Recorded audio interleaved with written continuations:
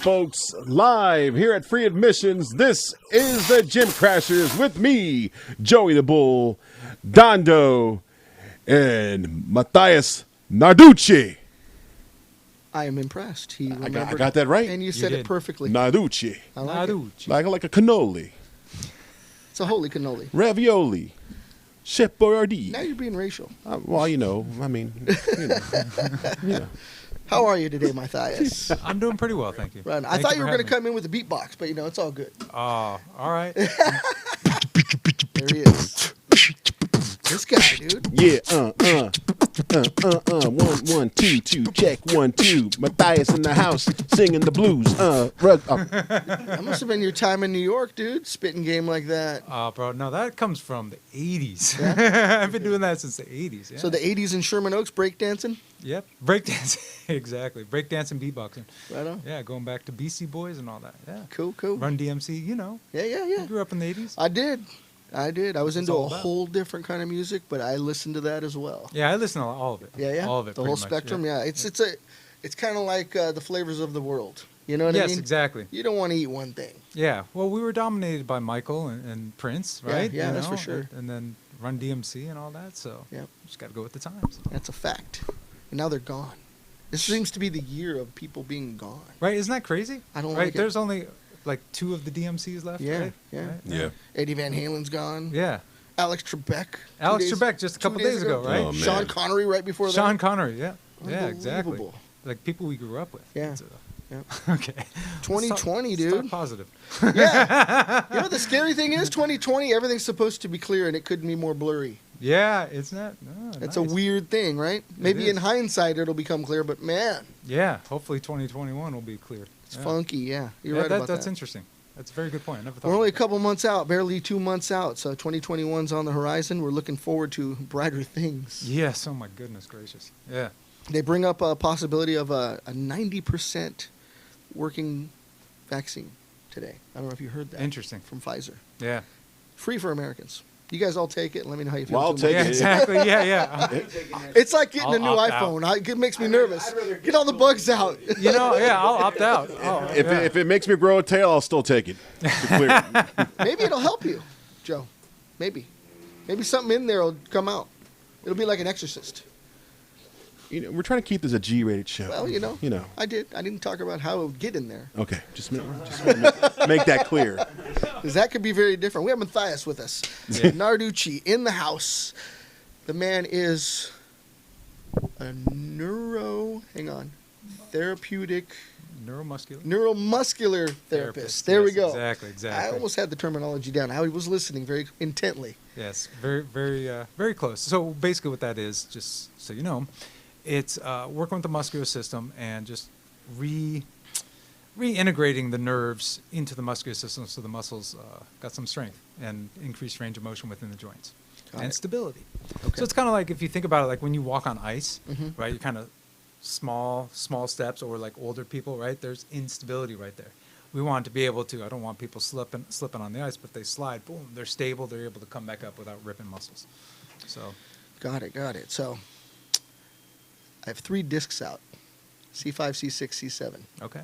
Is that something where I could build musculature to support that better?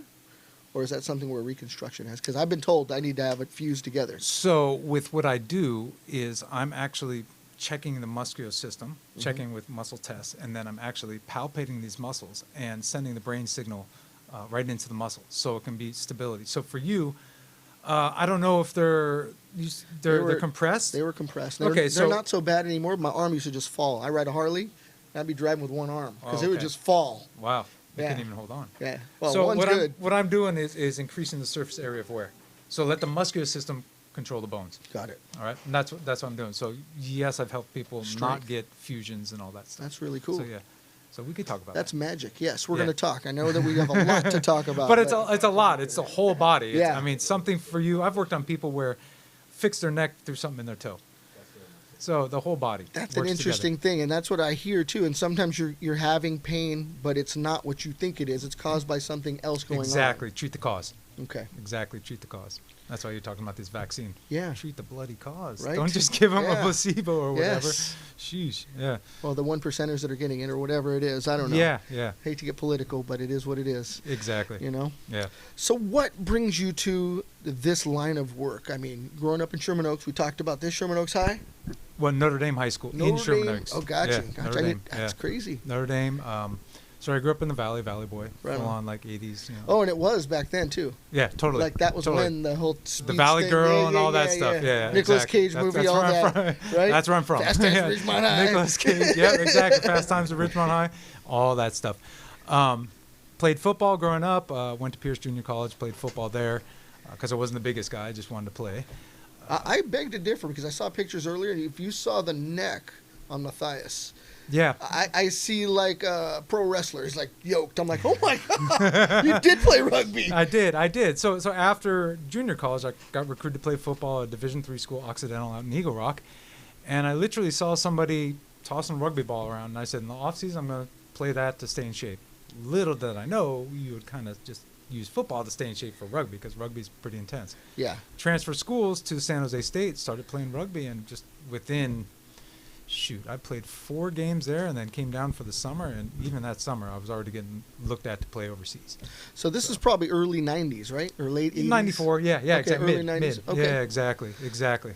So yeah, so I was good enough, and so I played a few years, and Yeah. after 1 year at State, then I went to the men's team up there, and I was the youngest man on the team up there. Again, good enough to have skills to go overseas and play in England. So I played semi-pro out there. That's the thing, though. It's not that huge here. There are clubs here, Right. and I absolutely love it. Yeah. And the ball's always in play. There's no, first down, second down. No, it's a continual ball. thing. Yeah, it's constantly running. Yes. And someone's always jumping on another person, it seems like. They're Exactly, going yeah. for it. Yeah. So in getting involved in this and obviously realizing that I really think there's more impact in rugby than there is. There's strong impact in football. I can't take it away from that. It's a dangerous yeah. sport. Yeah. But rugby being always in play and always, there's dog piles of people just jumping on you, just Yeah. piling up. It is Excuse the me. tougher sport in my opinion because there's no stopping. There's And no time yeah. to take a breath. There's no pads. Yes. Uh, that's and- the other thing. And you have one ref. Yes. For 30 guys on the field. So when the ref's over there, stuff might be going on over here. At least growing up when I played. Yeah. And there's hella money in football, so you're thinking rugby, so you go overseas, which Yeah. is the dream. You're going to England. Yep. I'm thinking that's the dream. That was a dream. I went to go play where the game was created. Wow. So I could really learn it. And when the mouse is away, the cats play. Well, yeah. well, vice versa, whatever it is. I was away, so I played. So I wish I would have really focused on that, and that kind of brings me to working with the athletes somewhat. That's a tough thing, though. Young guy, early 90s, mid 90s, whatever it is, and Yeah. you're in London. Yeah. I I was a little further north, but Okay. yeah. But I played. Crazy, We yeah. did some fun stuff, Right? yes. The pub culture there, Was- just yeah. incredible. I don't know what's going to happen after COVID, but there was something to be said about eating England or Ireland in a pub Yeah. in the evening. And, the neighborhood descends upon it. It's not like the whole world, but it's like where they gather. It's exactly You it. know what I mean? When you're American, you don't know this because It's a kinda- family gathering within the community. You're Because we look 100% at the correct. local hole-in-the-wall bar, and we're like, oh, dude, that guy's a barfly. He's going to lose his whole life there. They're doing meth. They're Yeah. crazy. Nothing like the pub culture in England or Ireland, because you go there, and it's just like, Yeah. they welcome you in. I worked in a few pubs, and I worked on Love that. St. Patrick's Day, 8 hours. Jesus. And I went to take a break, 2-minute break. It was so packed, I Yeah. couldn't even do it. And we're probably serving, probably shouldn't say this, but probably serve like 15-year-olds, 14-year-olds, because No, they're just no, so over there, packed. yeah, You just yeah, don't know. Yeah, It's legal also age is part of the 16, culture, but yeah. it's exactly. Like you and I drink water. Yeah. They drink beer and Yeah, wine. pints, Yeah. man. Guinness and what It was the other warm. one? It was a great experience, though. I have to tell you that it was a wonderful experience. Wonderful people. I absolutely miss it. Like, it calls to me. I want to Yeah, get back there. Except exactly. it doesn't exist right now. Yeah. You know? I mean, I was just talking with my coach actually right before we came in. Yeah. Yeah, just talking with him, and he's basically my uncle. Yeah. And that's the only reason I stopped playing there is because he resigned from the team. So I was Wow. like, well, I don't want to play for anybody else. So those are For pretty what you strong bonds that you developed by Yeah. going overseas, because these are people you're still in contact 20 plus with. years. Damn. Yeah, exactly. Basically my uncle. Like You're I said. hardcore, man. Yeah. So that's the whole thing about the sport, and that's what personally I like to see within the sports. It's like let's create those bonds. Yeah. Let's create that connection with for what I do now as a speed and power development coach, as well as the neuromuscular therapist and mental conditioning coach, try to create that bond so that, let's be honest, it takes a village to raise a child. It takes a village to raise a man. Yeah. Because what happens with us men, we kind of get kicked out of the house like 18 years old. Yeah, right? absolutely. And that's it. And not everybody's like that, but there is, you see women, they'll all hang out and they'll be, right, and they'll share emotions and stuff. Men don't have that. Yeah. So what if we have that and say, hey, man, if you got the chance to study, go ahead and study your sport. You could party, after your 40s, after you retire. You got your whole life. Yeah, exactly. Don't worry about partying. It's a being marathon, crazy not now. a race, man. Exactly. Let's focus on this right now because you only have 25 to 35 once. Yeah. And after that, who knows? You might make it. Sure. But the possibility is a lot less. Sure. So that's kind of where I'm coming from. And, let's give them all these techniques that wish we had. The stuff they don't teach you in school. Exactly. Yeah. Taxes and credit. Yeah, exactly. In this country. Yeah, isn't that crazy? You need that. Yeah, they didn't teach it in England either. No, yeah, I can imagine. Yeah. Yeah. Absolutely. I was curious because soccer and the football culture over there in between neighborhoods, Manchester against, Leicester, whatever the different teams are, is it that same way with rugby? Are they that Not that ridiculous. Because that culture is they're violent, man. They'll go for it. They're So, hooligans. Well, I dig that. It's not like that. Maybe some of the athletes get that rivalry, but Yeah. you drink with them afterwards. Yeah. You party with them afterwards. Dig So it's that. not really, really like that. The hooliganism through football out there is just, I don't It's get it. kids. Yeah, I don't get it. It I makes don't for get good it. TV. Yeah, exactly. But that's why I turned to rugby. Yeah, yeah, and yeah. what they say is that soccer is a gentleman's sport played by hooligans, and rugby is a hooligan sport played by gentlemen. We Yeah. shake each other's hand I afterwards. think that might be right. One's It's the Rolling 100%. Stones and one's the Beatles. Yeah, it's 100% true. I dig it. 100% true. Yeah. And I'll stand by that. That's to cute. the day I die. That's interesting. No, I like that. So it brings you to an understanding of the body because you're getting injured. Mm-hmm. You Yes, know? exactly. And then there has to be rest. There has to be time to recover. Mhm. And then you're becoming more knowledgeable just by doing. Yeah, And then education starts to happen. exactly. I really started studying even at San Jose State. So I was blessed enough to, I got a physical science degree, but I was also working as a lifeguard. So I got to see the swimmers up there. And also we had the U.S. Where was that at? Santa Cruz? San Jose State. San Jose State, but there's no beach in San Jose. Well, pool lifeguard. Oh, Yeah, my apologies. My apologies. I was waiting for the big wave Maverick stories. well, I'm like, oh yeah. Here's the good story. We had the U.S. synchronized swimming team Wow. trained there. So Whoa. yeah, enough said. Hey now, Joey, you'd never leave your seat. That's what I'm saying. So Yeah. but You but really also- did have some fun, dude. Yeah, exactly. So, so we had. I was able to study under some of these top coaches. Really, just study just by watching and learning. Yeah. Okay. That's and important. Then, and then going over to overseas, playing out there. My coach is president of Speed Agility Quickness International. Still is right now. Wow. So I learned all that stuff, and even at San Jose State, I worked in the gym. So I always had that in there. And then out there in England, I was working with like Ipswich and Bolton Football Club What soccer.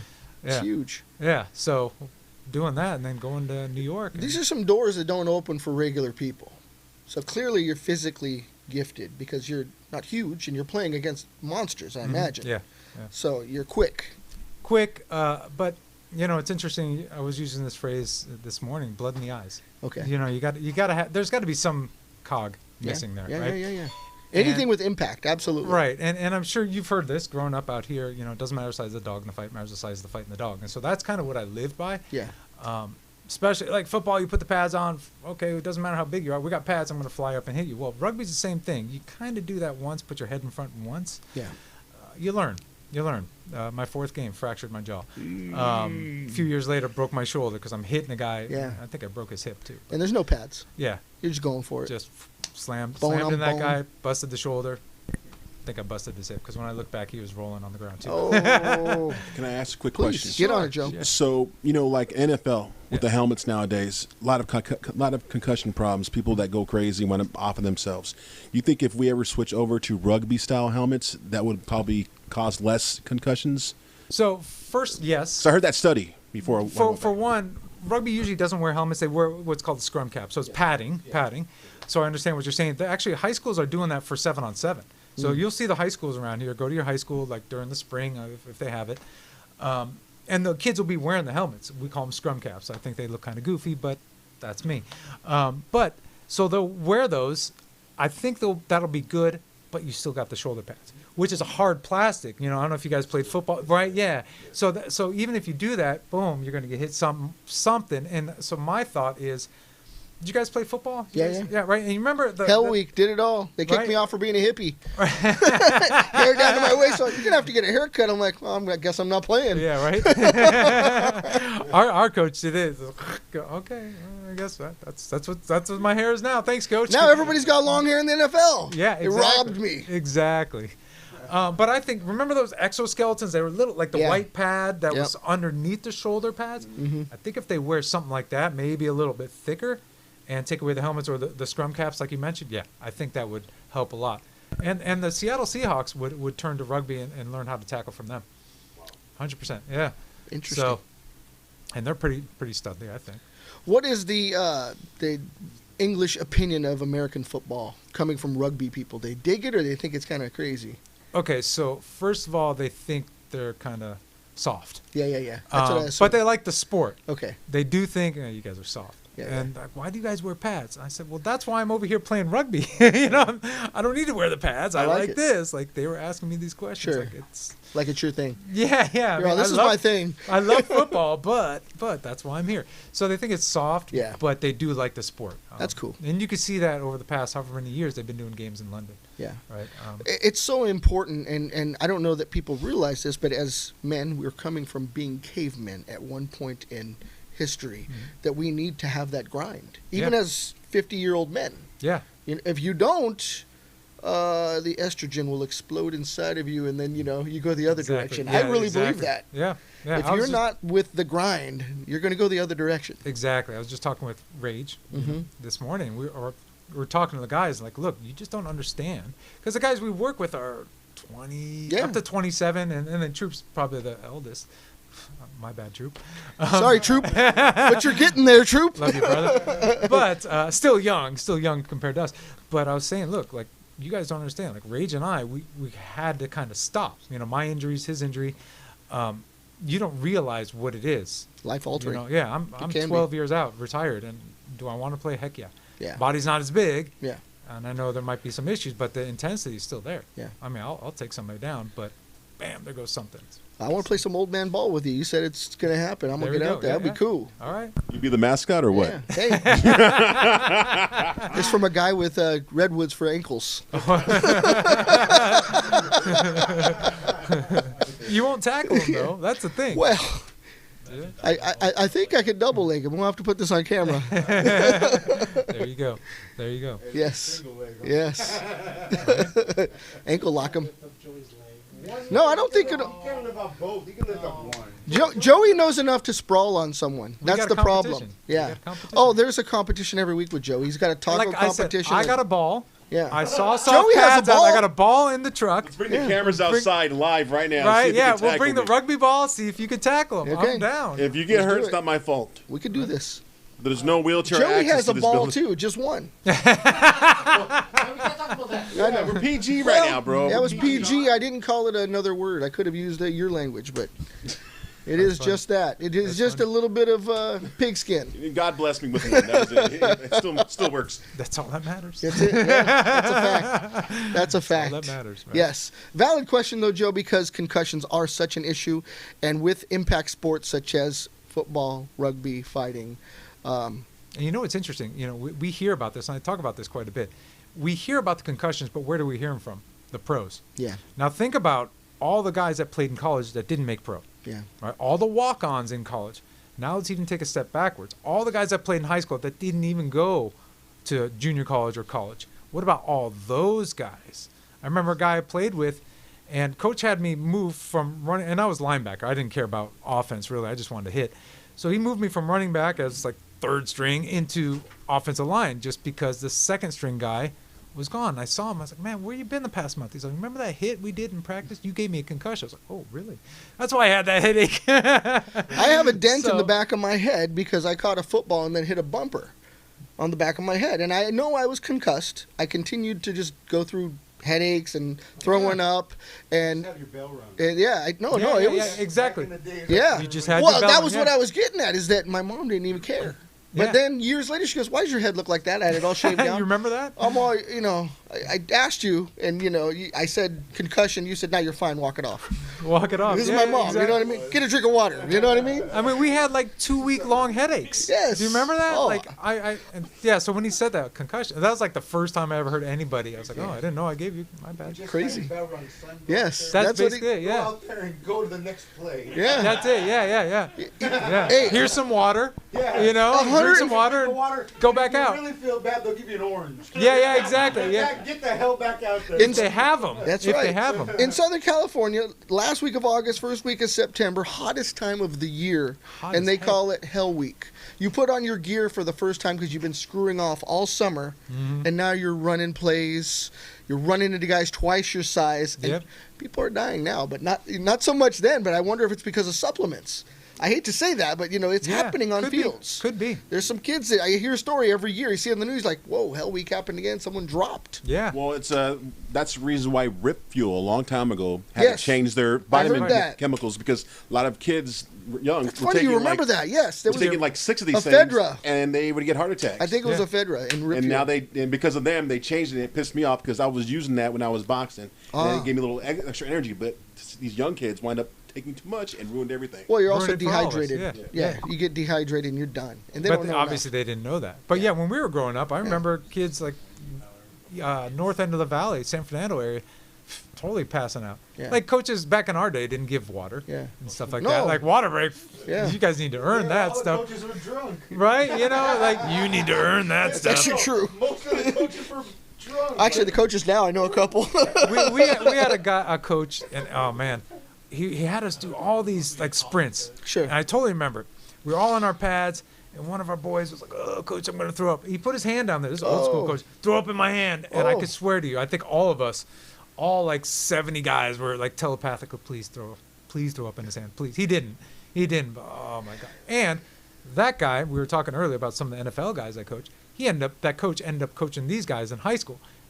Did the same dang thing. Wild. Throw up in my hand, and the kid didn't. I Oh. was like, oh man, we were just wishing that. Life just before throw up- COVID. People are watching this and like, oh my God. Yeah, I can't old even school. touch someone. They're throwing up on each other. Yeah. You'd throw up, you'd have it dripping from Oh your my face, man. God, yeah. But instead of, so no, we were talking about the concussions just to get back to that, right? Yeah. All those people that didn't get, we don't even know. Like, we're not going to get tested Yeah. for anything like that. Now, in terms of rugby, a lot of it's neck issues. Yeah. My buddy, I played rugby with him since '94.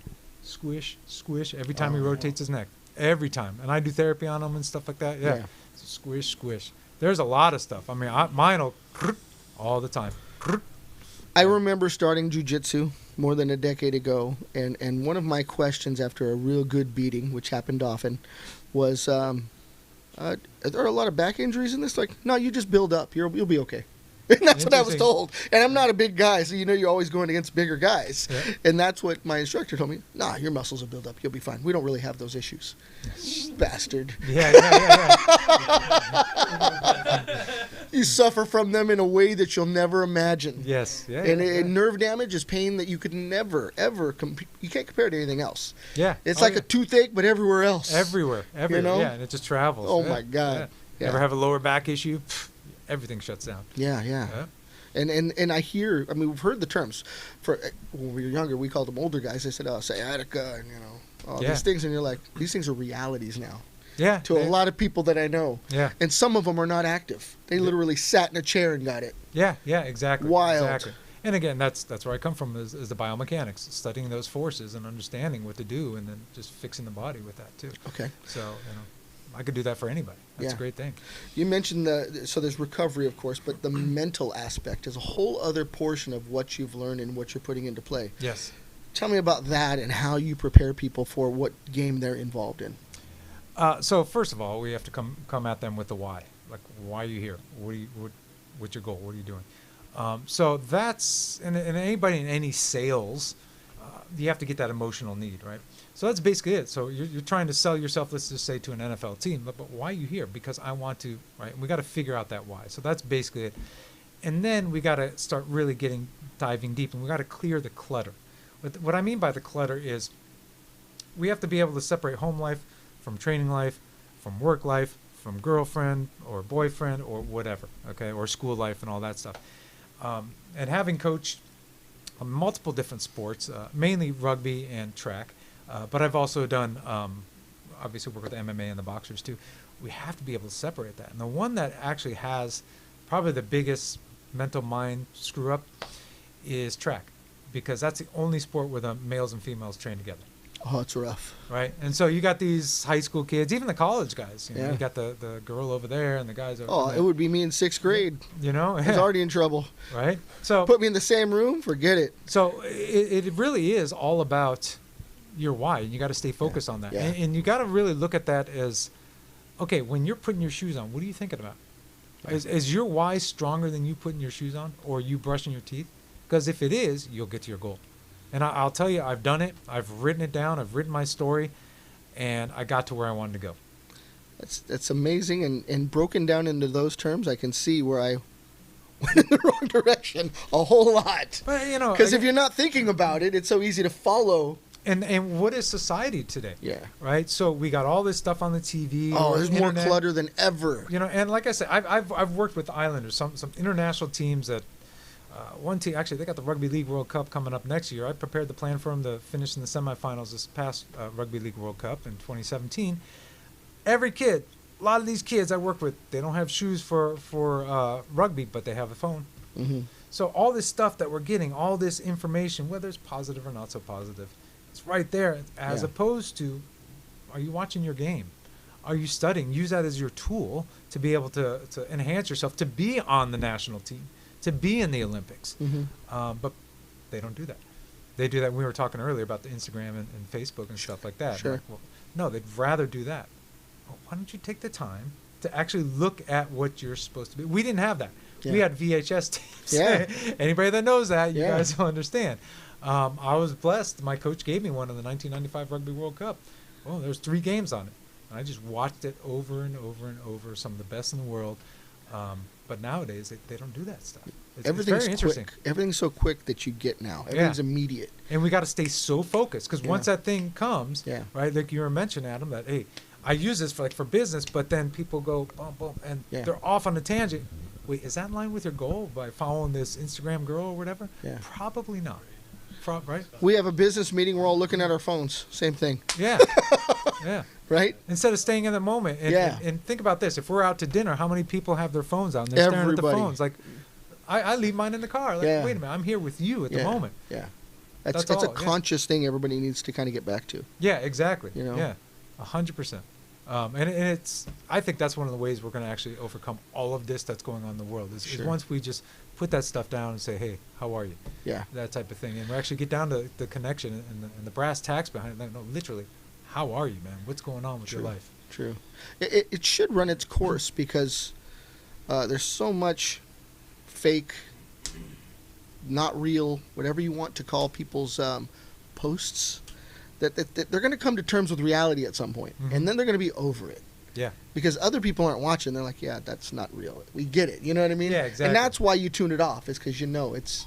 I know it hurts a lot of people, too, that want to be something that they're not. And then the other people are like, yeah, that's not real. I don't even want to be a part of it. And then they turn it off anyway. So Right. there's a whole learning curve that's probably happening as we speak.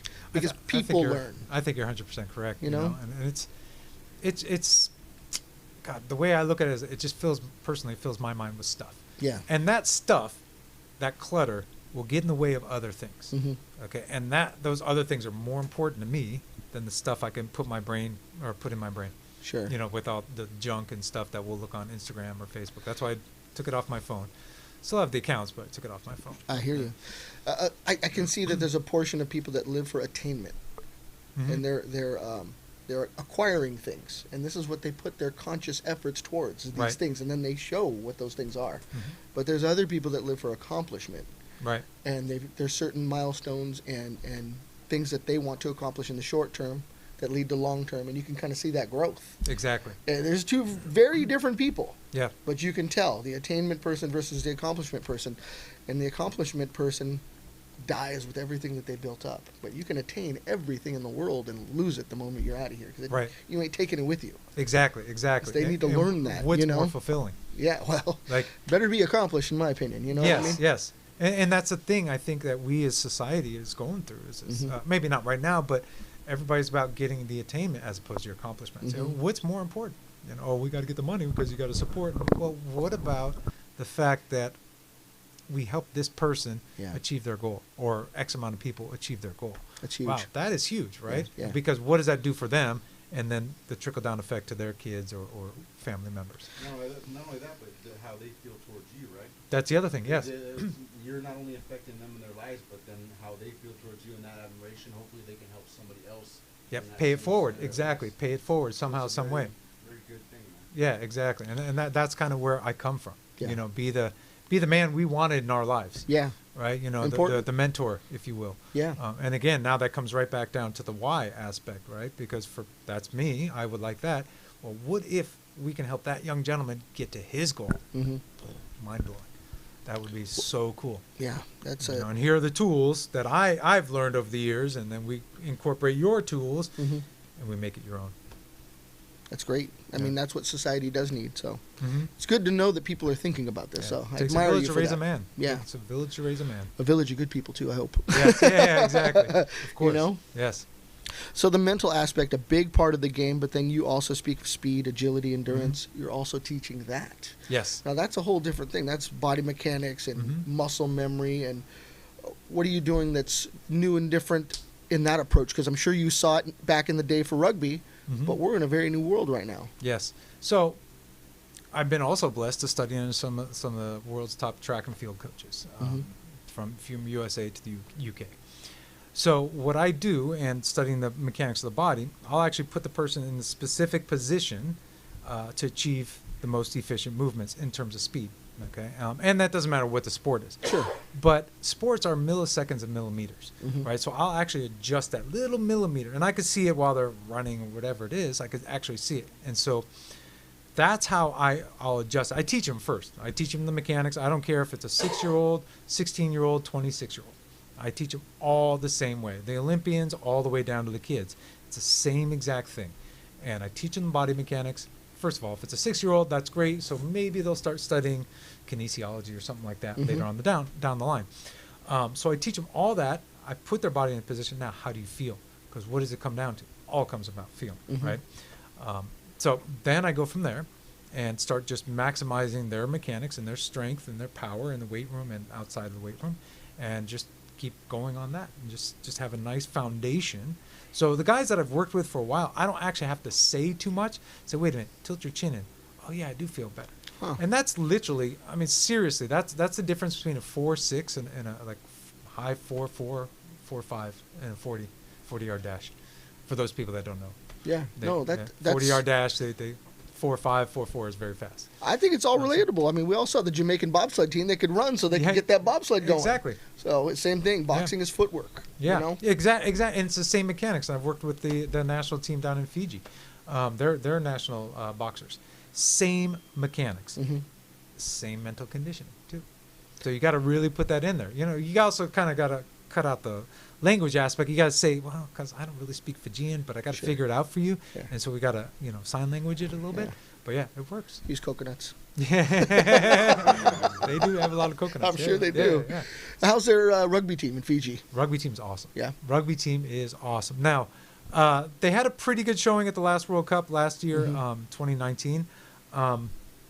Not as great as I think most of them wanted, but we did do pretty well. Pretty Cool. well, yeah. So they didn't get out of the pool rounds. They didn't get into the quarterfinals, but they should. They should. So I work with the multiple levels with the national rugby team down there. I work with the rugby union, rugby league, and prepare plans for them. Go down and do speed work with them, and all the different levels, meaning the high schools too, and the regional teams. So I'll work with all them as well as the national boxers. So coming from here, I look at All Blacks as the team. That's like the team. That's who you. That's like the ultimate. Right. Is that not true within the rugby world, or is that? That is true. Oh, it is, okay. New Zealand is, yes. Okay. Now, South Africa did win the Rugby World I Cup. love South Fine, Africa too. okay. Yeah. So they won it. Yeah. So, there's something to be said about that. Yeah. But yes, if you're looking at rugby union, now if we go back to rugby league, a little bit different. Rugby union kind of came from rugby league. They kind of were both the same. But what happened was in 2017, Fiji beat New Zealand in the quarterfinals of the Rugby League World Cup. Of course, the team I work with, right? New Zealand is awesome. Right? It's pretty the awesome. team is supposed to be the bomb, right? Yeah. But Fiji did lose to Australia in the semifinals. Got it. So, yeah, unfortunately. Still a great win, though. I mean, that's an accomplishment. It was a in huge win itself, to right? beat, That's- like the team that was supposed to win the World Cup, Yeah. to beat them, right? So yes, New Zealand is touted as like the best team in the world, but as of now, if you look at the rankings, who won the World Cup? South Africa's going to be number one. Wow. And the frustrating thing is, I think this is, we have the athletes here in USA. Yeah. We just don't have that following or the funding, The for support, it. yeah. Yeah. The guys in the Olympic in rugby sevens USA, they were getting $3,400 a month for living expenses during Olympic year. Once Olympic year stopped, $1,700 a month. Wow. Living down at the Olympic Training Center in Chula Vista. Yeah. Okay, well you got your food and your housing taken care of, but so we got to be able to get that funding because we have the athletes. We all know we have the athletes. Well, yeah. That's as long as this country has a thirst for something, then it will come, right? But Yes, they have exactly. to want to watch it. Exactly, you know? 100%. There's a reason why jiu-jitsu's not on TV. Yeah, It's exactly. boring. Yeah, nobody's Unless gonna, you're doing it. Yeah, exactly. You know? Exactly. I enjoy watching it. I Yeah, enjoy it because yeah. it's a chess match. It's a wonderful chess you match. get it, but the populations of Yeah. people, they not so much. You know. Now, what I mean? even knowing what they're doing, I don't know, but I Yeah, can yeah. see the chess match. I Yeah. can see it going on. And Interesting. that's pretty cool. Yeah. Yeah. So that's really cool. So working with the Fijians, were you there in Fiji? Yeah. Oh, that's pretty yeah. cool, man. Yeah, I like yeah. it. So the team that won the Olympic gold medal in Vidi Levu. 2016.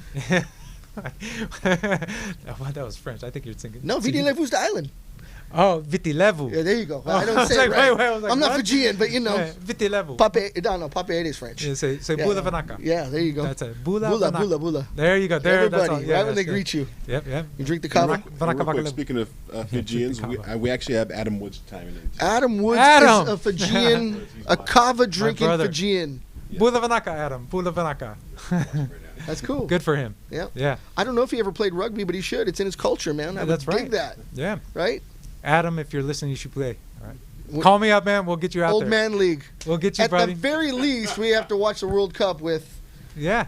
Narducci in the house. Yes. It'd be fun. Yeah. Yeah. So it is I awesome. would dig like watching the big stuff. You know what I mean? So you'll have obviously we got the Olympics coming up in 2021 yeah, now. Tokyo. Okay. So they'll have the rugby sevens. So Yeah. I'm assuming they're going to have these series. So rugby sevens series. So they have the HSBC World Series of Sevens. So that's usually 10 tournaments, but I think they're going to start that after the new year. So they're skipping like the first 3, maybe 4. So they'll have like, let's say 6 tournaments. So that's a 2-day tournament, maybe 3-day, where all the teams around the world get together, and they play 15-minute games.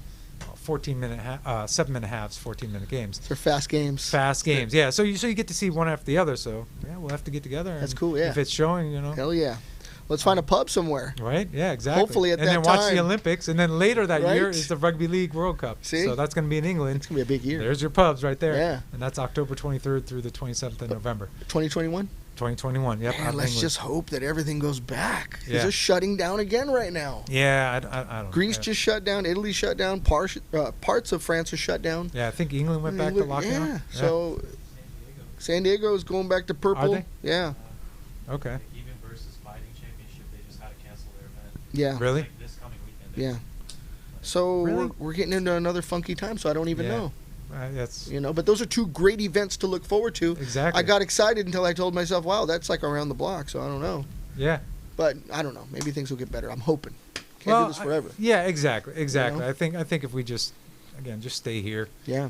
stay in our heart, and all it's going to work out. Because if you look at it, it's like, it's really affecting me. Yeah. It's stuff. It's stuff that we fill our heads with, and that's literally it. It's just stuff. And I think so- your answer preceded my question, so you're telling us what we need to hear because right now it's so important to look inside and make sure you're aware of what's real and what isn't. Mhm, yes, right? yes, 100%. That's the mental aspect of this. Is they're feeding us a lot of information, but does it really pertain to you exactly. or yeah. those around you? Yeah, yeah. You know? Wait, I could still go train. I could still do my stuff. And you Well, probably okay. should because if you're not, Your immunity isn't where it should be. Yeah.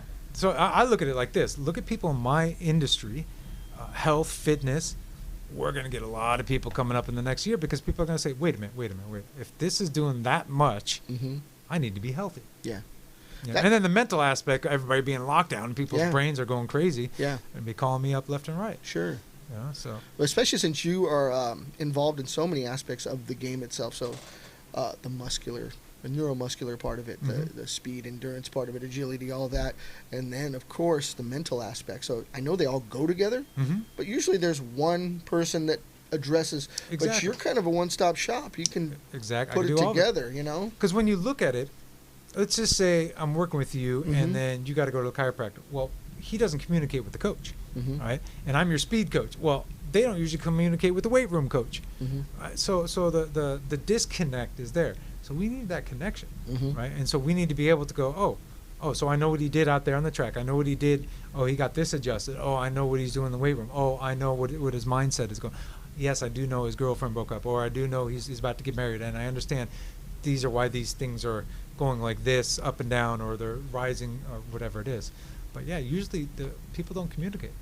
And the athlete doesn't understand that because they're just an athlete. They'll come back and say, yeah, so the chiropractor just adjusted me. Sure. And they won't know how or what, and so the communication, it's not their fault. They're just athletes. You just want to stay in the game. Yeah, exactly. Like, I feel better. I want to compete. Well, what did he do? So I know how to adjust this training session for you so we can keep getting you to your goals. Yeah. Getting people to their potential. Is it often that they stand in their own way of that game, of pushing themselves? I think so. I'm not so sure about the pushing aspect because athletes will push, but I think it goes for how many billion people on this planet? 8 billion, 7 billion? I think we all do get in our own way. I think that's the biggest thing. I know I'm guilty of it. That's why I often wonder how people are that are still competing. I don't know that I'm competing, but I want to be the best me I can be every day. Right. You want to wake up better than you did the day before. That's the goal. Even though we are getting older and deteriorating, you're still going to challenge yourself. Yes. But exactly. People that are trying to be at the top of the food chain and just are finding that it's maybe stagnant or they're plateauing. Yeah. And they're not able to get to that next level, although their musculature and their build and their athleticism is all there. But they still aren't competing at that level. And they come see you. And then you got to break them down. I got to break them down, yes. Okay. And so the very specialized mental conditioning I do, we call it mental therapy if you want to call it that. Yeah. Yes, we talk about it, and I put them under hypnosis. I got a few different forms of hypnosis I can use. And I put them underneath there, but we're talking and we're instilling stuff in there. But sometimes I'll even just have them talk with themselves. Huh. I hope he doesn't mind me using this, but Khalil Roundtree, I don't know if you heard of him. Yeah. Used him and just had him talk with what he needed to talk with. And just work with his heart and just talk. He didn't say any words. He just was going through it, came out of it, and you saw what happened against Gokhan Saki. He just, that was huge. Dominated him. That was huge. And so that might have been mental because these guys are two warriors. Of the same build and the same training. Really, they were like. It was a great match. Yes, yeah. So whoever won that had to be on the mental game. Had to be dominant. Yes, exactly. And Khalil's used other people such as myself too. And it works. It works. But yes, you have to break it down. But you also got to understand who that person is, and you got to be able to figure that out. Yeah. Right. And go, okay. So what do you want to work on? Okay. And then we kind of instill a little bit here and there, but make it your own, not my own. Make it your own. Got it. Yeah. And make it hopefully sometimes come from you, type thing. But yeah, I think you're right. We do get in our own way, and so when we do get older like that, quote unquote, and we're studs and everything, but maybe it starts declining. We got to figure that out. And the resistance is there. I've spoken to them. Okay, I'm here if you need me. Other than that, that's all I can do. Yeah, I've seen you offer it, so I know that you're a man of your word. So that's really nice. Do you find that people have the answer within themselves, and you need to bring it out? They don't need to be told. You just kind of got to dig a little bit. Exactly. And undo the layers. Yep, exactly. That's 100% correct. That's and interesting. it goes for all of us. All of us in this room, all of us that we see. We all have the answers. So what's the best way to figure that out? Go to the solution and work backwards. All right. Got it. Like I just taught myself. Yeah. No, it makes me think, just in having a conversation with my new friend, what are those things that I need to work on? What are those things that I'm putting in front of myself so that I don't? Because we Right. all have things, whatever Yeah. it is, whatever your goals are, whatever those things you want to accomplish. Why haven't you done it? That's the first question. Yeah. You asked the whys earlier. Yeah, exactly. Okay, so yeah. you got to peel those apart and say, You got to peel like why haven't you done it? But what's your why to do it? oh, that's interesting. that's what I'm talking about. Got Not you. not the why is why haven't I, but what's the why to do it? Got it. Right? Purpose, passion, exactly. What purpose driven life. I got So what is that? Mhm. And in every moment, I can't even say every day, but every moment is not the same. Moment to moment, you might be feeling great from 6 to 6:30, Mhm. 6:31. You're like something comes in your brain, like oh man, and then 6:31 to 8 p.m. You're messed up in your brain. So it's a vigilant thing. You have to be right on top of it. But yeah, if you start taking things and start looking at the helicopter view, you'll start noticing, oh, I just need to take 2 steps to the right and go around that obstacle instead of trying to run into it Yeah. and try to climb over it. No, it's just 2 steps here. But we're so close, we don't see that 2 steps to our right Yeah. or left to get around this little obstacle. Sure. But yeah, it's a you have to be vigilant on it. Mm-hmm. And again, that's a great thing about our day and age. We have this stuff on like YouTube. You can listen to stuff. Mm-hmm. You can get this stuff in your brain while you're driving. We drive so much in Southern California. Absolutely. You can listen to this stuff while you're driving. You can listen to music. There's time you got to take breaks, Mm-hmm. but you could also just enhance yourself, mental enhancement while you're driving. It's all over the place now. Mm-hmm. That's a great thing.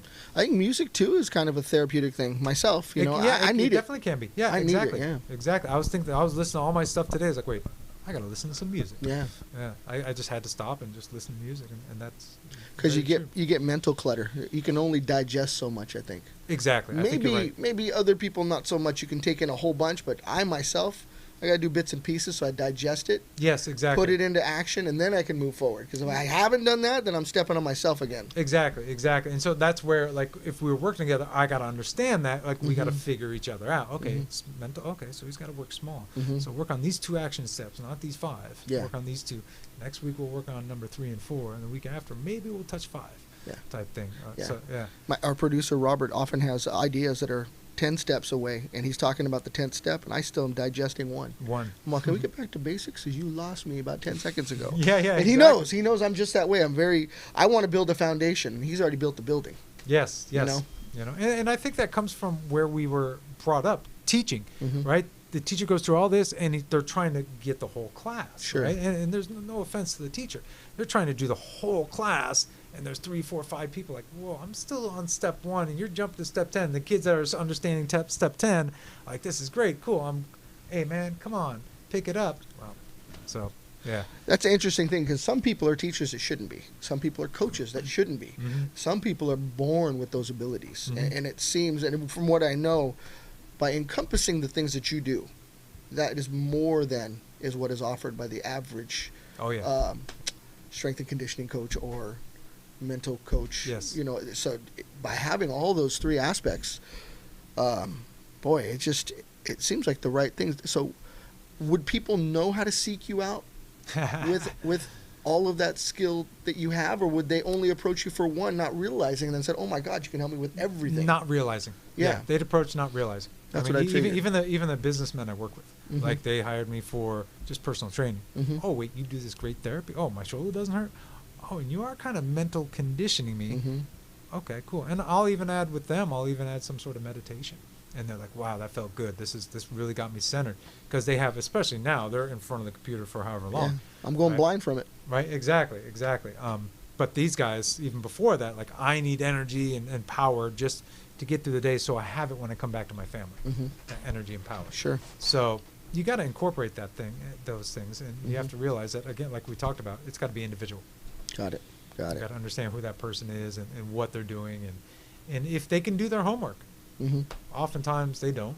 Yeah. But like, That's here's the adult something you thing. can do. Yeah, here's something you can do before you leave work that when you come home, you're good for your wife and Interesting. children. Yeah, those are big steps that we all have to do, because it's just getting more stressful. Mm-hmm. You know, that people don't have jobs, and Yeah. if you do, you're exposing yourself Yeah. in some way, right? And there's that pressure. So there's only Yeah. more pressures mounting right now. Yeah, it's challenging. Yeah. It is a challenging time. I mean, I don't even know what to say about that. Yeah. Except again, just stay centered, stay in our heart, stay following your passions, Yeah. whatever you can, and, So smart. and take the opportunities. Which again, I'm thankful for this. Take the opportunities when you can, and just enjoy yourself. Thank you, and those are wise words. If I were going to wrap up how a lot of people feel, and somebody put this meme out today. It said, "Do you remember when you saw the planes going into the World Trade Center? Mhm. That's how you should feel right now." And I'm like, "Oh my God, I don't want to feel that way." Yeah. You know what I mean? But some people are feeling that way. Like it's happening. I was in New York City. I lived in New No York City way. at that time. Yeah. I can remember And where no, exactly you where I don't was. want that. Whoever No. put that out there, no, No, you don't. yeah. I remember the next day I was training somebody, and so that happened on Tuesday, September 11th. Yes. And I remember the winds were blowing out to the east, Mhm. so you could see all the smoke blowing east. Okay, the next day the winds were blowing north, so I was uptown a little bit. We were at like 54th or something like Okay. that when it happened, and the next day, and a guy says, "Yeah, can you smell the death in the air?" Hmm. And you most definitely can. Wow. Most definitely can. And I'm pretty fit. And him and I, we took a bike ride around Central Park, and about 3/4 of the way down around, and I would go around 2, 3, 4 times nonstop without any issues. 3/4 of the way around, like, oh my God. Yeah. So no, you don't want that stuff going. That was a very tangible thing. This, it's not very tangible. Not at all. I don't see it. And it's ongoing. And Yeah. exactly. You know. And even if Um, something is labeled that, we're like, who labeled it? Yeah. Are you sure? Exactly. Really?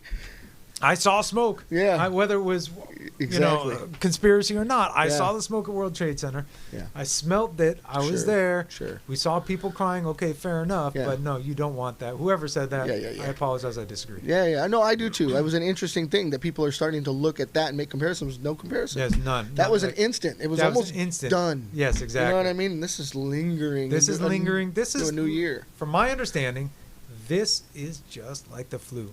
And Mhm. supposedly, so many people more died from the flu than this. So, Yeah, I've also heard that. Yeah. So, Yeah. but I don't. Again, that's just stuff. Sure. I'm just speaking of It, that. it, That little it's bit. going to be very clear in hindsight. So one Of day course, we'll know. yes, exactly. So looking back, hopefully we're all able to do that together. Together. Check out the Olympics. Check out the World Cup next year, Yep. and say we were that close to being right. Yes, exactly. You know, Exactly. Yes. not too sure, but we're on to something. But please like us, subscribe to us, and share the link. We want to bring you people as cool as Mr. Narducci here because Mathias is the man. I love his story. I'm glad that you're here sharing it. Thank you so much. I really appreciate that. do enjoy learning about this kind of thing, especially the depths and the stuff that you have to give. You know, I hope that people watch this and know, they can seek you out and Yes. learn these things and incorporate these things and obviously utilize these things in their life, in their game, in their sport, whatever it may be. Yeah. So definitely excited to hear more things about Yeah. what you're doing. Go from the kids to the businessmen, sports, whatever. Anybody. We all need it. It's heavy, man. We all need it. Absolutely. But we're going to work on our next segment with Joey the Bull. I know he's got something prepared, so he's coming on board right now. Get it, Joey. And it's comedy and stories about Joey's life sometimes, some videos, all kind of stuff. So he's going to come on and make you laugh. All right. All right, Joe, come on.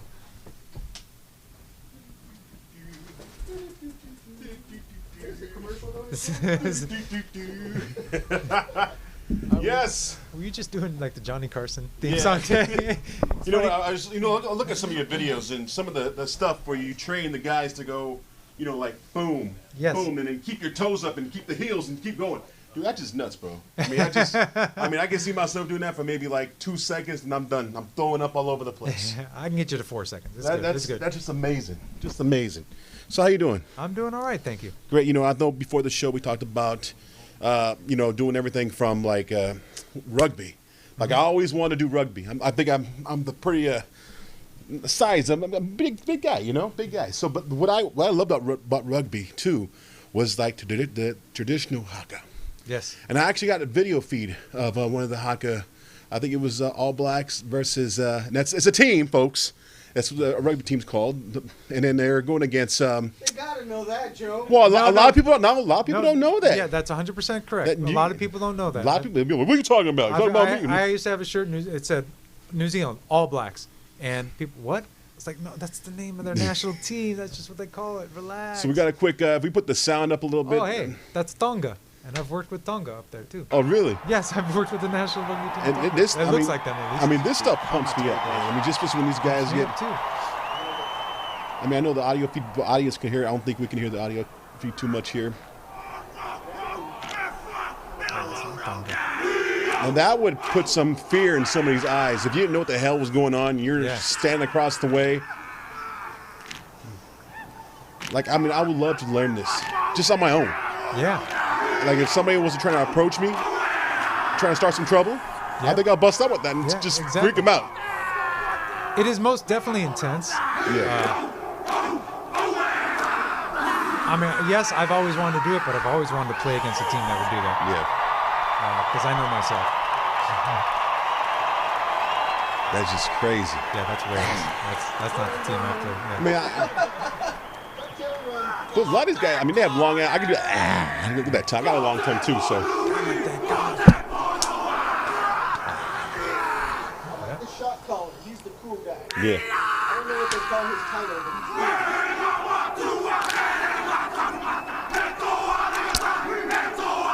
he's Just love it.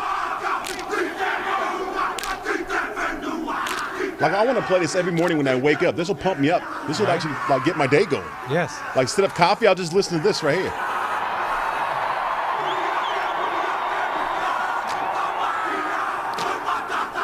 Probably scared the crap out of my wife, but Hey. Look at me pumped up too. yeah, that's what I'm saying. She's like, what are you going to do to me? Nothing. So the interesting thing about this is their traditional warrior, like as if they were going to go into war. And what they used to do, they used to jump up and jump down. Really? So, but the International Rugby Board, which is now World Rugby, they banned that, right? Really? Yeah. Why? Well, they basically would really get the teams like the other team like amped up. Okay. So they just didn't want to get it too ridiculous. They said keep everything on the ground. I've literally been parts of where we were part of the Global Chiefs. Global Chiefs. We went back to Newcastle, England. Mm-hmm. One of the boys there, he was Samoan. He passed away. He was like 25. But this is back in 2004. So we went for a memorial match where us Global Chiefs, literally the best in the world, playing against Newcastle Falcons. So some of the guys that won the World Cup in 2003 from England, a lot of Islanders against Newcastle. So afterwards, we had the drink up, where so we walk across the pitch and we get into the clubhouse. 2 big pigs, 2 big salmon, all Islanders. You know how Islanders do it, mad amounts of food.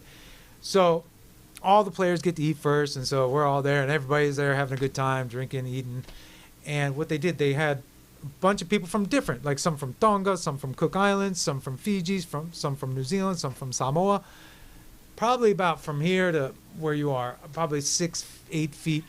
I had all these different hakas done right in front of me. Literally, I was like right there. I had, so like 4 guys did one from Tonga, 5 guys did one from Cook Islands, and so they had it all right there. It's one of the most amazing sights. Just to some see of the that. best players in the world ever. Just I mean, right now I'm getting goosebumps just hearing the story Yeah, because it was I'd amazing. love to experience that. That'd be freaking cool. It was awesome. It You was. know. It was just talk about a highlight. And like I think on one side maybe I cut down some more weight in my system and maybe talk to the lady and say, hey babe, I'm probably gonna do maybe a little rugby. What do you think? Yeah. And it's play the old man game. What are you talking about? They Yes, have an yeah. old man tournament. Old boys tournament. The Yeah. old boys tournament. Maybe I'll probably get some points Have in her, there. have her ring me up. I'll convince her. Yeah. Because He's ready. I'm pretty solid. I'm a pretty big dude. I can handle a lot of weight on me. And push and shove. He's ready. I'm ready to rock. I mean, he says I have redwood tree trunks legs, and these maybe not redwood, maybe just. these are pretty. These are all muscle. Look at it. No jiggle. No jiggle. That's what I'm talking about. Anyway, speaking about we were talking about punks earlier. Well, I got a bunch of videos of people being punks.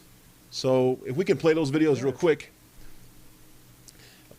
Of course, these are all like bully karma videos, guys getting in fights. So hope you enjoy these. Typical high school, boys in the restroom.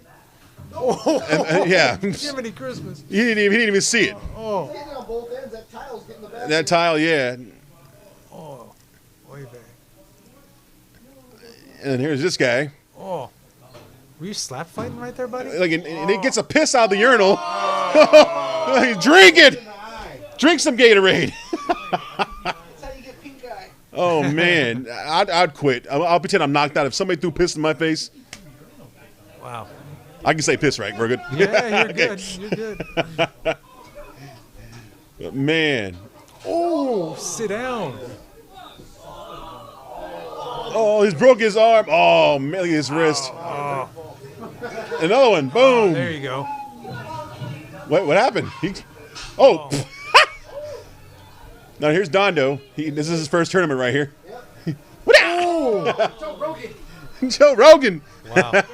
The kid's still bouncing. Right on.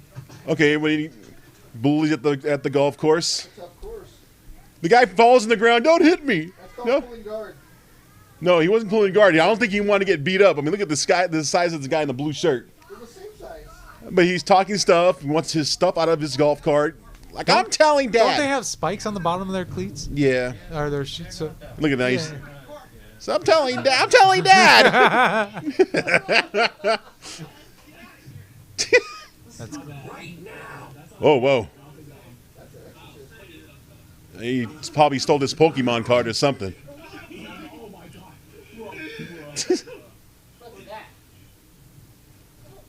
Oh, hello. Hello. Good night. wow. Now the little dude, too. That's Wear classic. pink. That is classic. So I'm all right, cuz. I'm all right. And you got, of course, you got, I mean, everybody has to fight. People in wheelchairs fight, I was too. about to say. This is a handicap match. That was a good one. Laughing. Get out of the chairs. Yo, man, why don't you get down on your fat ass and do 10 jumping jacks? Yo, why is this PNT ass bitch? Oh, dang. Wow. Good for him. Oh, man. I love that kid. They're fighting over, these are girls fighting a dude. Wow. There's 3 girls. Oh, man, this dude. I think that was gasoline. Oh, Wow. man. These girls are just doing everything. What are you doing? He was probably 2-timing. That was his ex-girlfriend, baby's mama. Cousin got involved. What the heck are you swinging at the Well, hose? she got the hose from the gas station. That's some strong stuff. Hey, this is California. That's diesel. Gas. That's a strong girl. Because take the hose out like that. Oh, well, here comes the police. All right, we're out. Oh, here we go. Usually the guy takes off the shirt, always gets his ass kicked, I think. That's 10. Let's see what happens. Let's see what happens. Oh. Oh. There you go. Oh. You got Oh. The boxer. Oh. Dang. He's still standing. I give him that. Buddha! Bonsai! Right there, come on. Oh, man. Hey, he's still squabbing. I give this guy a lot of respect. Oh. Oh, whoa, hello. You pull up your pants up there, Sam. Moral of the story, keep your shirt on. Oh, man, what a bully. That looks like a little wrong. What's this little kid gonna do?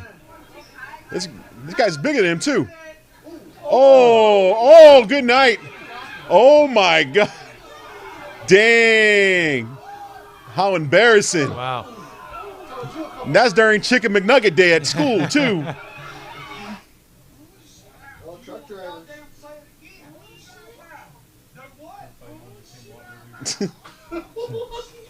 What is this? Walmart's better. No, Target is. Walmart.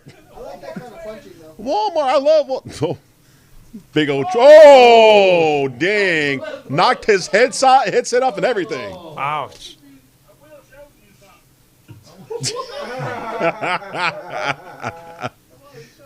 Taught you something there, Shepherd.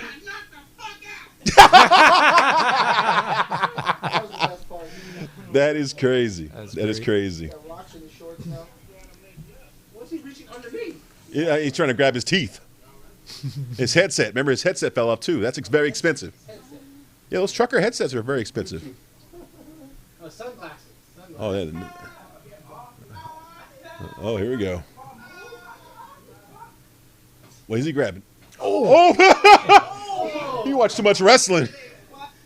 Well, there you go, folks. That is funny. That was good stuff. A little different That this was time. really good. A little different this time. You got kids and adults going crazy. Yeah, it's You know, hilarious. and of course, you know, being in the world of rugby or all these sports, have you had to deal with breaking up fights and stuff like that when people get too heated? A little bit. Now you're getting personal. I'm sorry. Never mind. I kind of started some of the fights. There you go. I like this guy. I remember I tell this story quite a bit. I was playing for the San Jose Seahawks, the men's team up there, way back in the day. And I remember like something kind of broke out. And I came in and just going straight down. My buddy Brad, boom, stuck his head in the way. Boom, clocked him in the ear. And yeah, the guy I played with. And then after the game is like, we're at the drink up. Like, man, somebody socked me in my ear. I was like, yeah, man, I saw that. That guy was a jerk. What the? That is crazy. I don't want to go drink. I don't want to stop a fight for this guy. Right? Hey, it's part of it. Part of it. Yeah. Yeah, I've been hitting it a lot. Trying to stop fights because that's me being an ex-bouncer, bodyguard. You know, I dealt with all the hits from either women or men just trying to break up the fights. And once they hit me and I look at them and they're like, oh, shit. I'm like, yeah, dude, you just hit me, bro. Yeah. Like, let's just walk away or else you're going to be either put in cuffs or wind up in the hospital. Yeah. You choose. Yeah, you hit the wrong guy. You hit the wrong dude. Because I'm a tough G. I'm a tough G. But anyway, thanks for watching my segment. Oh, thank next you. week's going to be a little different, folks. Bull or no bull, we're going to have a little something different. We're not going to do any collage videos. We're going to do the day in the life with the bull. That means all week I'm going to be taping myself, doing my daily routines, pissing off my dogs, showing the world what Joey the Bull does. So we're going to bring that next week instead of these videos here. So, yeah. Bobby catch me brushing my teeth, singing in the shower, singing in my car, or doing something crazy. You know, doing jumping jacks and watching all this move when I'm doing jumping jacks. You know what I mean? Sponsors, I'd like to give a big shout out to our sponsor, Our Life CBD. Oh, Our Life CBD in the house. Check them out, ourlifecbd.com. Go this way.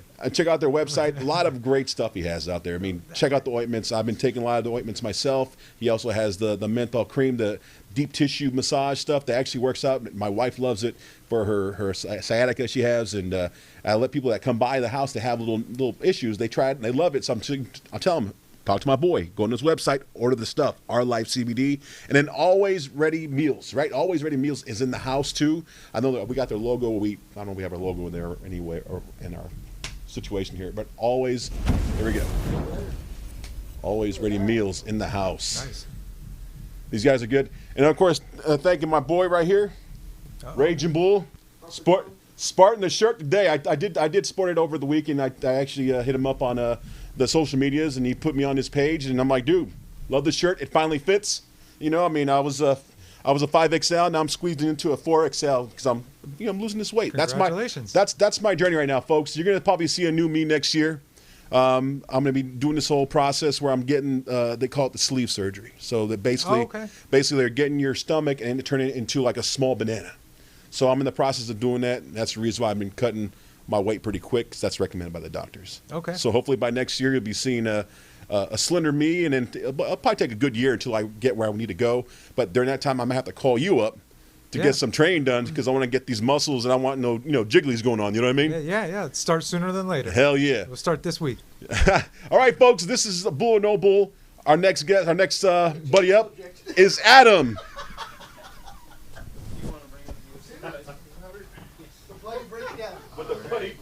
With the bloody breakdown. Hey, mate, the bloody breakdown. Yep. All right, if you want to bring up that UFC schedule for me. So, coming up this week in terms of fighting, we are stacked with Bellator and UFC.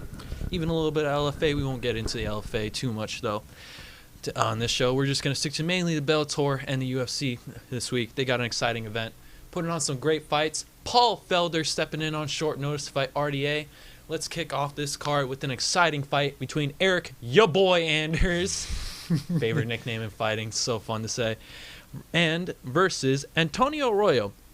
Eric Anders coming in, obviously the more experienced vet, been in there with the who's who of the middleweight division, or not necessarily the who's who, but definitely been in there with tough competition within the middleweight and even the 205 division.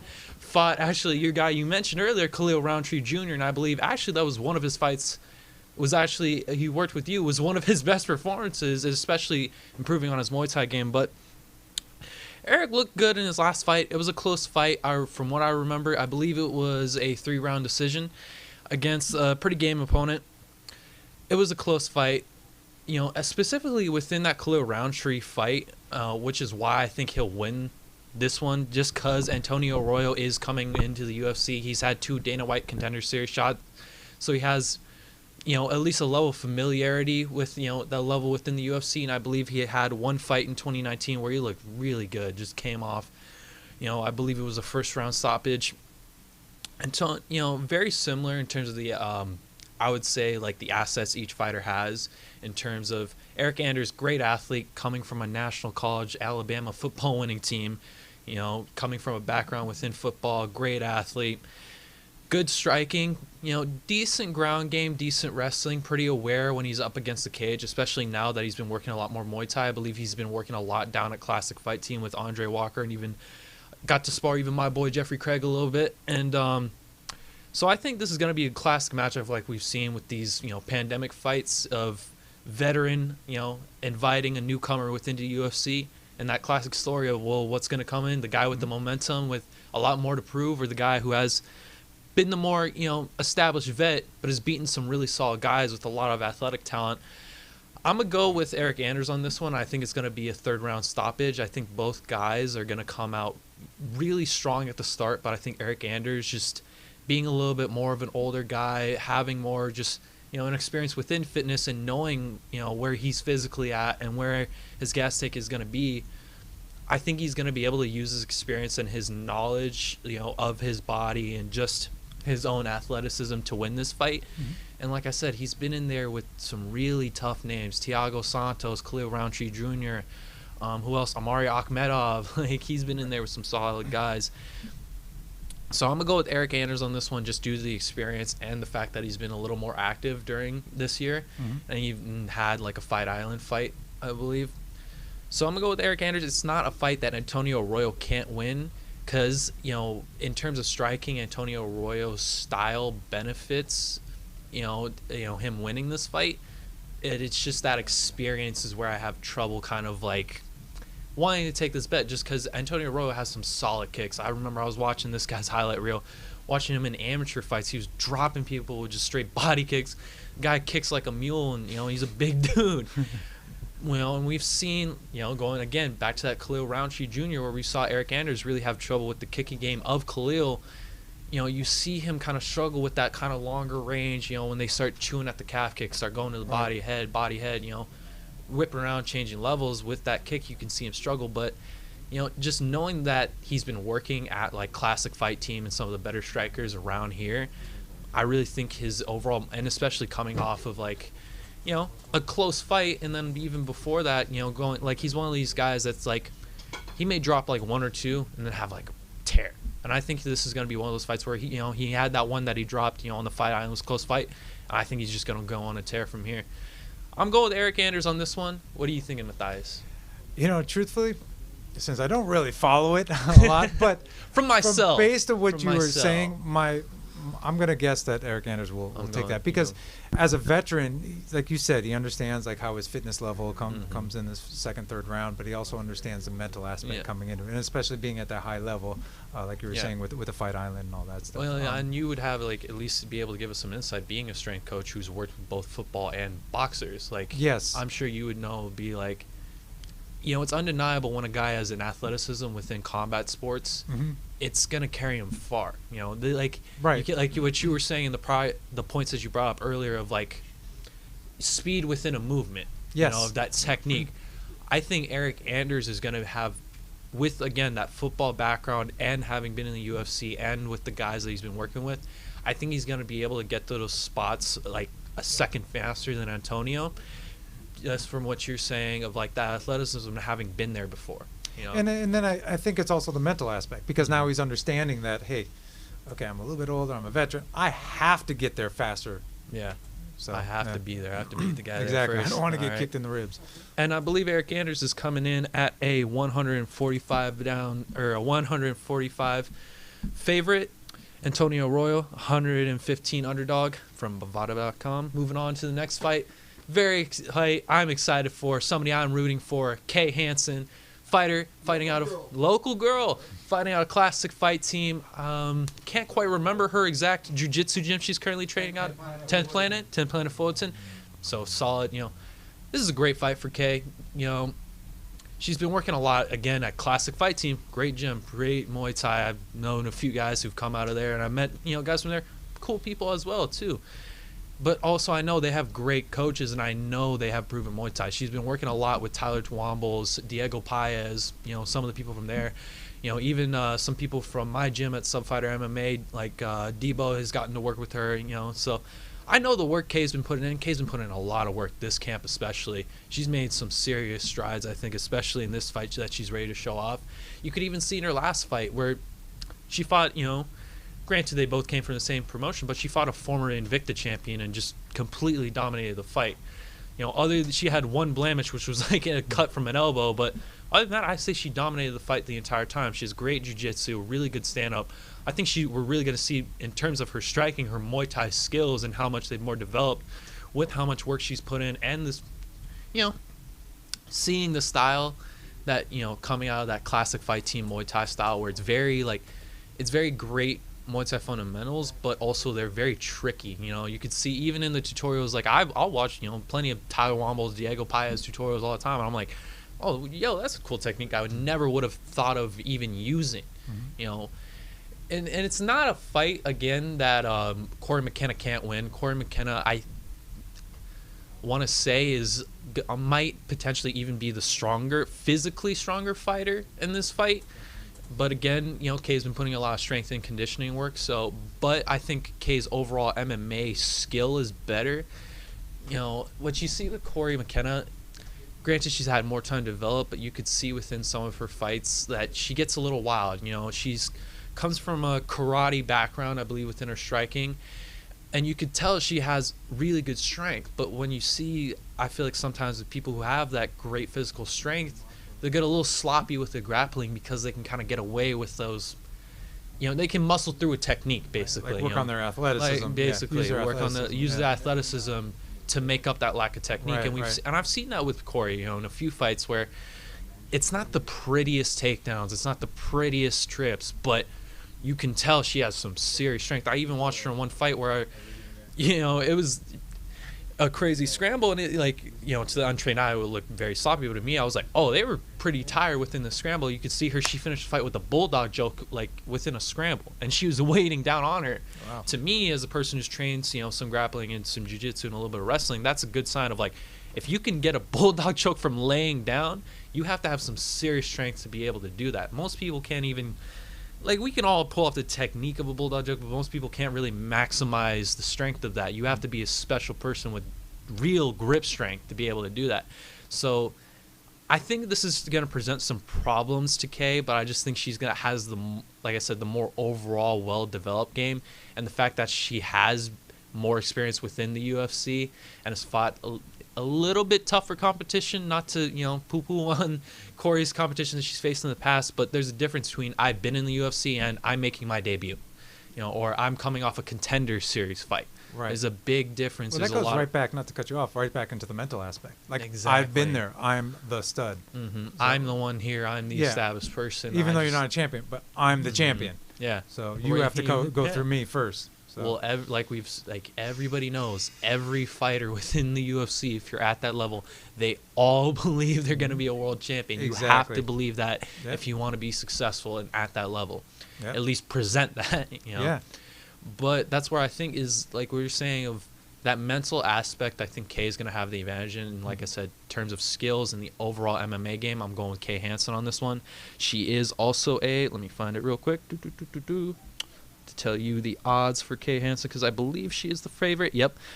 Actually, a decent little spread on this one, with Kay Hansen coming at a -230 favorite and Corey McKenna coming in at a 180 underdog. Decent little leap ahead in terms of being a favorite. I think she's earned that, especially coming off a really good win against some solid competition. Her last fight, I can't remember the fighter's exact name, was interesting, but was a former Invicta champ for a reason. Right. And she shut her out. Like, once she figures her out, she shut her out the entire time. So I'm going with Kay Hansen on this one just because, like I said, I like her overall MMA skill. I'm not saying that Corey McKenna's athleticism can't overcome it, but I'm going with overall MMA skill. And like you said, the mental mindset on this one. Yeah, and if she just beat the Invicta champion, she's already got that, like, I'm Yeah. a champion attitude. I know. She's coming in, Yeah. was a hot new I'm going to go thing. with her, too. Joey, what are you thinking? What are you feeling? Going with K. Going with Kay on this one? I think we all are. 'Cause he's local. All right. I think There you we're go. all going with Kay. Locals only. All right. I'm going to skip on this middleweight fight just so we have enough time to get to the Bellator event. But going into this very exciting welterweight co-main event of a name I'm going to try my best to get right. Abdul Razak Al Hassan versus Right on. That sounds pretty good. this guy's going on a couple different names of Kalen, or his other name that I think is pretty cool, coming off a really awesome first round stoppage in 2019, Chaos Williams. Both guys very heavy handed, both guys with decent grappling backgrounds. I believe Abdul comes from, I believe he's a judo black belt, so he's going to be very more aware of his weight transfer. He's going to be more keeping it on the feet. I don't really see this fight really going to the ground. It's not that either guy can get it done on the ground style wise. It's just not how either guy fights. They're very, Chaos Williams lives up to the name. He fights with chaos. You could see it within his first fight in the UFC. It was 27 seconds, and he basically came out just winging marauders, swinging hammers at the guy. Wow. And he knocked out a guy in Alex Moreno. Alex Moreno's a game dude. Like, he's a good dude. He's a good fighter. And he came out and just shut him out the entire time with just pure chaos, like living up to the name. But I've also was watching Abdul's highlight reel, and he has just as much KO power, if not more. Like, I think almost he has a crazy record where he's like 10-2, and I think he has 1 or 2 decisions. The rest are like almost like first round, second round, or even third round knockouts. Like, both guys really carry heavy hands, especially late into the fight. Both guys, I think, are going to try and keep the fight standing. I really don't see either guy trying to take you down. Who knows? Abdul may want to come out and show us that judo background, may want to take it to the ground. Or you may even potentially, we could see, like we've seen with power punches before, where both guys are pressuring each other. You kind of see a little bit of a lot of stalling within, like, just clinching up on the cage, and both guys just trying to outmuscle each other to establish their, like we're saying, their athleticism, their power, their strength, and their threat that they present. But neither guy can see either backing down. Both are really tough fighters. Both are going to come in. They're going to pressure each other the entire time. I'm going to go with Abdul on this one just because he's come in with a little more momentum, and he's, in terms of striking skills, and like I said, in the way he fights, he's a little bit more, I would say, refined. He doesn't get as much wildness. But in fighting, which is about chaos, you can't count out the guy whose name is named Chaos. Yeah. Like, I'm going to go with the guy's name Chaos. you're going with the guy's named Yes, Chaos. This is a fight that I say can go either way. I'm going with Abdul on this one just because I think his striking skills a little more refined. But either way, I don't think this fight goes to decision either way. I think we're going to see a good, potentially second round or third round TKO from either guy. But I'm going with Abdul on this one. The Ghanaian on as well. So, Joey, what are you thinking? Well, I do love Paula, and I do love Abdul. All right. Paula, and he does love Abdul. I got chaos. You got Chaos, Dondo. Sean? I'll take chaos too. Sean's taking Chaos. I guess There I'm the you go. only one going. Me and Joey are going Abdul. We're taking the guy, There you the go. man from Ghana. All right. On the middleweight. And Abdul also is coming in at this fight as a minus 235 favorite, with Chaos Williams comes at a 180 plus 185 underdog, which is interesting. I'm surprised it's not a little more closer. I would think that's a line that would be a little more closer. But hey, somebody might make some money on that one. All right, moving on to this very exciting and obviously surprising main event that, Paul Felder, being the badass that he is, the Irish Dragon that he actually has come out and said that he's not, but, showing the spirit of an Irish Dragon. Surprise, surprise, he's not an Irish Dragon, guys. Sorry, I thought so too, but still living up to the nickname. Taking a fight on, I believe it's, what was this announced, like 2 or 3 days ago, guys? It was 1 week's notice, I believe. Wow. Yeah. Against a guy who was returning to the division he was champion of at 155 in Rafael Dos Anjos. And RDA, we've seen him around at the Rufka gym. We've seen him training up. We've seen him keep up his training. He's been looking cut. He's been looking lean. He's been looking ready to go at 155. I think he's really ready to, when he left the 155 division, he left a lot of questions. You could see there was the Conor fight. He wasn't the champ for that long. He only really had that one kind of once in a while one that lets you go and like, well, wait, there's all these other great fights within this that we never really got to see. Like, who would have known of like what, RDA and Khabib could have been like, or a younger Khabib, or, RDA and Justin Gaethje, like all these interesting fights that we didn't get to see. But he's returning back down to the division. There's no champion right now, so the division's open. It's up for grabs. Who's going to take it? Paul Felder, his heart's still in the game. I can't remember the last time I've watched a Paul Felder fight that honestly wasn't a fight of the year candidate. If not, every time he fights is a fight of the night candidate. I believe his last fight was Dan Hooker, and then before that was the Edson Barbosa rematch. And both those fights were just wild. Or actually, even before that, there was another wild fight of him fighting James Vick, where in the last 30 seconds of the or 45 seconds of the James Vick fight, most people don't realize Paul Felder fought that with a collapsing lung. Most people don't realize he broke his rib in the last minute of that fight, and it broke to where it was stabbing him in the lung, and lungs were filled with fluids. I remember I watched the interview. You could, I've heard that sound before. Fluid filling up in the lung. You could tell that man was not okay after that fight. Yeah, but Paul Felder, like I said, living up to that nickname of a dragon's heart, a warrior spirit. He's going to really bring this fight. This is going to be an exciting fight. Although I would have liked to have seen this fight with Paul Felder on a full training camp. I don't think he's going to come in out of shape or heavy, or even I have any worry of him missing weight. I think he's going to come in. It's going to be fine. It's just the fact of he didn't have that time to really study what he could do and implement his game plan against RDA.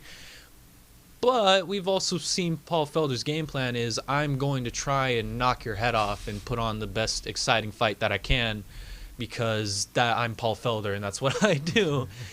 So I'm going to go with RDA on this one just because, like I said, he was preparing for another guy. He stayed in shape. Everywhere he's been training is kept open for the most part.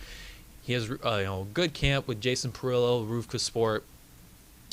And like I said, he was preparing for another guy and was preparing for months for this fight for a reason. And preparing for this return to a division for a long time. Do I think this is going to be an easy fight? No, Paul Felder's not an easy fight for anyone like we've seen. Again, the man fought with the lung and holds the most knockout records for the most spinning back fist knockouts for a reason. He's a tough guy. But I'm going to go with RDA on this one just because, like I said, it's short notice. It's hard to really go with the guy who didn't have much time to prep. But it's not going to be an easy win for RDA. I'm predicting this is going to be like a 5-round grinder to a decision, or he catches him and submits him potentially in the late rounds when he gets him a little more tired. I'm assuming Felder's the underdog? Felder is definitely the underdog. Will give you the odds in just 1 second. Sure. I'm going to go with the Irish Dragon. You're going with the Irish Dragon. Just the name and a collapsed lung. A collapsed lung, bottom line. Right. I don't care who you are. That's pretty tough, right? All right, man. Let's go with the guy There's not even who fought lines through war out. and fought through war. Yeah. Fortunately, guys, I couldn't find any betting lines for this fight because it was so short notice. Okay. But, I'm going with RDA on this one. But it is a fight I'd like to see. That this sounds like it's going to be. Yeah, when I was we like it. when I was announced, I was so excited. I was just like, why didn't we think of this before? This is awesome. This is the coolest matchup ever. Who didn't think of this? But I'm going with RDA just because he was preparing for another opponent, and I think this is, there's a little too short notice for Paul Felder and where he's at in his career. But it's not going to be an easy fight. This is going to be an exciting one. Joey, what are you thinking? Well, I love Irish potatoes. I love Lucky Charms. So I'm on my lad here, the Irish Dragon. Mm-hmm. All right. And then Unanimous decision from all of us over here. unanimous. I'm taking RDA. I gotta go with RDA. I gotta go with RDA, man. Train with Magnum. I was about to say, Train with my professor. going with the jiu-jitsu master, Straight up, man. Such a short. It's so short. It's so hard. It's so hard to take. You guys Paul are on probably this one. right, but a collapse lung. Collapse You know, lung. like, Collapse yo, lung. Proof is in the pudding, Yeah. gentlemen. Collapse Come on. lung and 3-fight win streak. Like, Just and also saying. fight of the year candidates. All right, moving on to Bellator, an interesting fight. I'm not going to cover the first fight between Logan Storley and Yaroslav Amosov. I think Logan Storley is going to win that fight. Classic fight of wrestler versus well-rounded guy and well-rounded guy versus wrestler. Logan Storley is probably going to win on that one. But moving on, exciting, back to the Bellator. Something I've been waiting on for a long while. Something that, was postponed due to COVID, but is back now. The Featherweight Grand Prix, on an exciting night where the Featherweight world title for Bellator is on the line within one of these fights. To kick off in that co-main event, you have Emmanuel the Matador Sanchez versus Daniel Weichel. An exciting rematch, a razor-close, bloody fight for the first time they fought. Daniel Weichel walked away with the win on that one. Both our guys are incredibly experienced, very, vets of specifically just Bellator, the organization itself. I think that division itself has been, every fighter who's built up that division has been one of the key reasons why I think Bellator has been so successful. It's because every guy in that division, from 145 to 155 to even like all their heavyweights, are all killers. Like, those are some of where you see some of the best talent within Bellator is within that 135 to 170 division. Daniel Weichel, 40-11, like, so obviously a veteran of MMA, a vet in the game, got some experience. Both guys are very, but Emmanuel Sanchez, 19-4, and like I said, has fought pretty much every big name within the featherweight division of Bellator. I think he even fought the current champion in Pitbull. But I'm gonna go with Emmanuel Sanchez on this one, just cause I feel like, like listening to Emmanuel, going into this, Grand Prix, I liked everything I was hearing. He was motivated. It was a chance for him to honestly avenge a lot of losses that he has, because he knows he could have won a lot of fights that he has lost.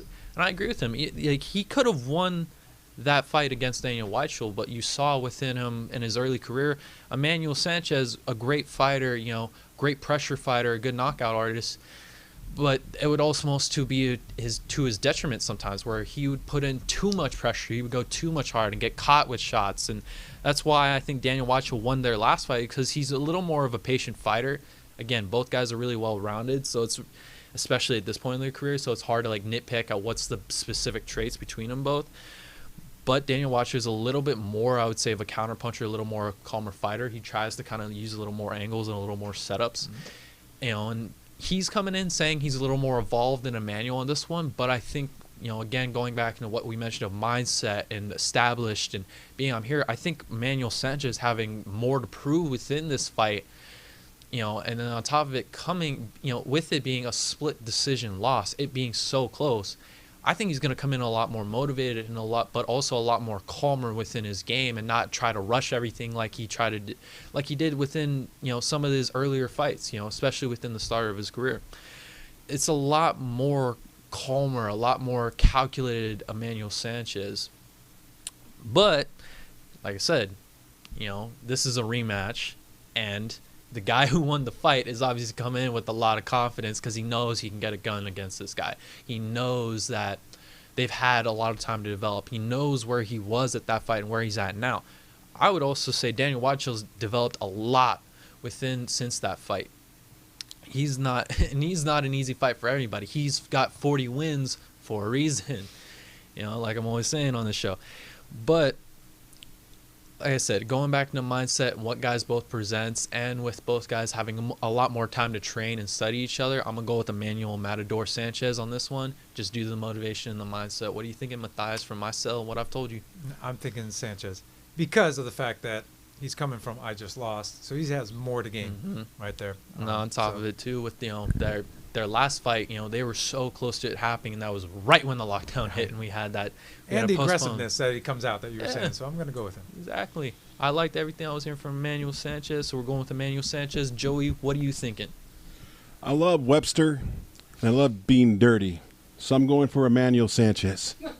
Emmanuel. If you, Yes. Yeah, I got you. It was very interesting. Dondo, Sean. Did you get it? I got it. Hey, did you I got it. understand? But I'm trying to keep this segment very PG as I can. Like, Sanchez on this one. All right, unanimous on Sanchez. And to cap, just this awesome week of fights, a big fight to really pay attention to. Patricio Pitbull Ferreira versus Pedro Carvalho. An exciting fight. A fight where the 145-pound title of Bellator is on the line. A fight to move on to the semifinals of the Featherweight Grand Prix. A fight to establish who's the big dog heading in to the semifinals and finals of the Featherweight World Grand Prix.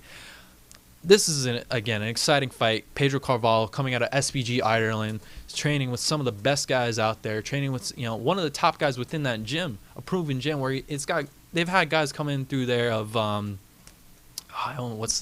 James Gallagher, Conor McGregor, Daniel or Pedro Carvalho himself, Johnny Walker.